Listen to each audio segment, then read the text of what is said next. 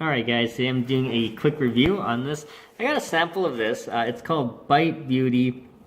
And what it is, it's a agave lip balm.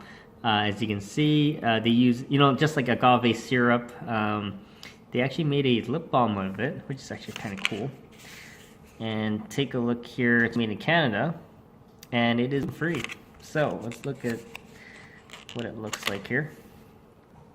There it is. So I got a package. That's what it looks like. So this is just a sample, like I said. So there's the agave sugar lip scrub. I'm not going to use that, but I'm going to give this a shot right here. It's a lip balm. So I'm going to open this up. All right, so I got it open. There it is right here. So it's like it's almost like a beeswax sort of feel to it. And I got it on my finger.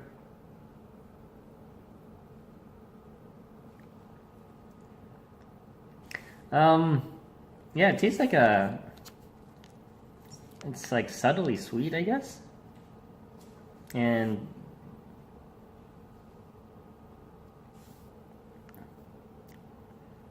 it's not bad. It's just like a regular lip balm, kind of waxy, has a slight, subtly sweet smell to it. Check it out. If you have any questions, guys, post those, subscribe to the channel.